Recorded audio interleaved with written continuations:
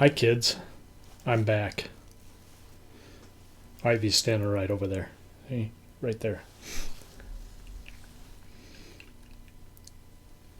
But it's still hot. I'm gonna shed this suit.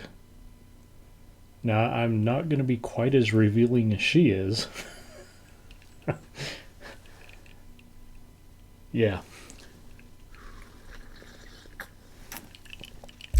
But I think this suit's gonna go for the last 2 episodes of this marathon.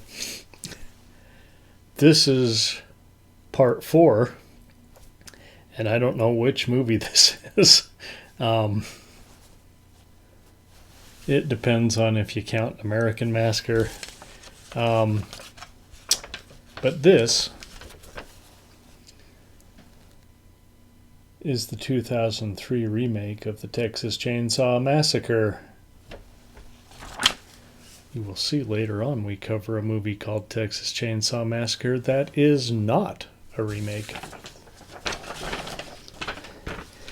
Yeah, I'm not going to be able to read that too well. Let's see, we got Jessica Biel, Jonathan Tucker, Erica somebody, Mike Vogel, Eric Balfour, Bill Framey?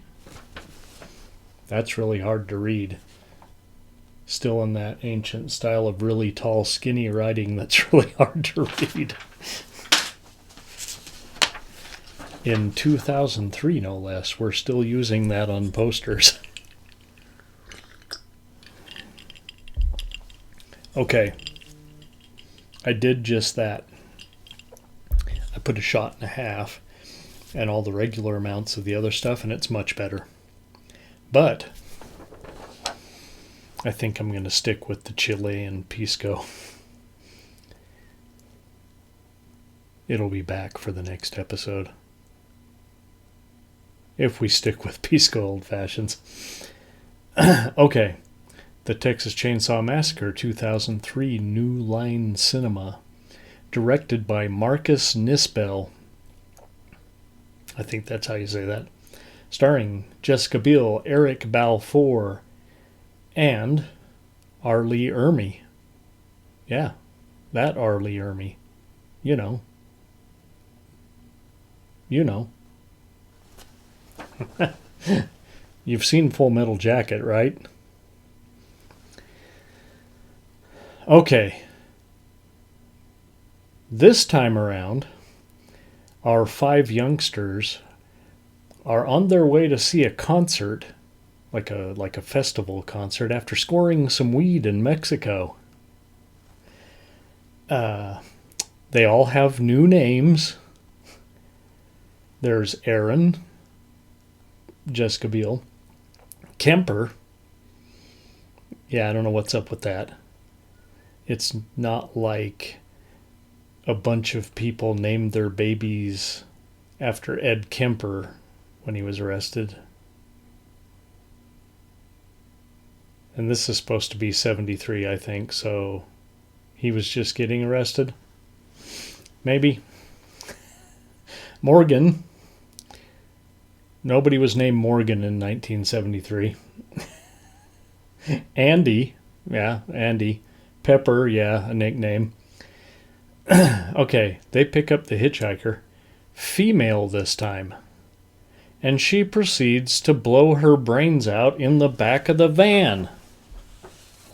Well, bummer, man. This is like putting negative vibes on our concert here. How are we supposed to enjoy 1973 Woodstock?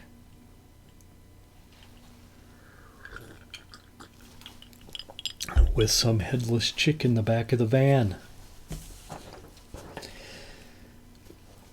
Well, they are told, and I don't remember by who, to meet the sheriff, Ermey, at the old mill. But they find only a young kid who tells them the sheriff is at home, getting drunk, like a clown. So Aaron and Kemper take off to find the sheriff's house, but instead find Leatherface. Uh-oh. The sheriff shows up at the mill, and we see just how much he is involved. I mean, he seemed shady all along, right?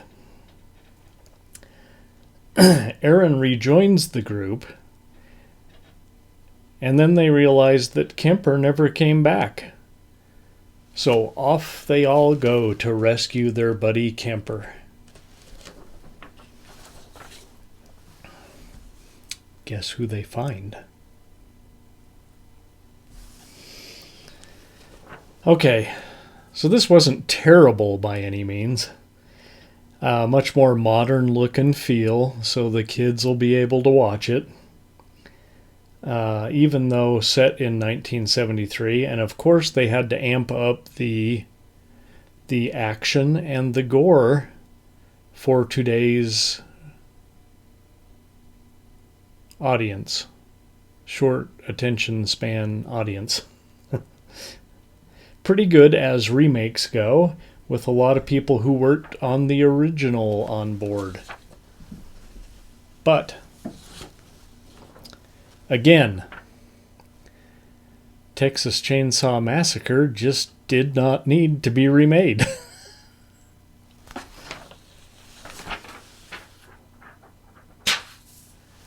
But anyway, 3. It's a 3-ring circus for Texas Chainsaw Massacre 2003. Now, Ivy saw, she started watching New Beginning, Texas Chainsaw Massacre, no, The Beginning, Texas Chainsaw Massacre, The Beginning. Not as bad a title as The Next Generation, and maybe I'll try to watch it one day, but it's not going to be part of this. Well, other than, oh, she just spit out her drink. She only made it 10 minutes and maybe 20 minutes into the show before she turned it off and never watched the rest of it. So, we're going to give A New Beginning. For now, we're going to give it a spit take. All right. Let's go get another drink and be right back here for our next installment. We're going all the way to 2017, and Ivy will be back on the show. See you in a few minutes, kids.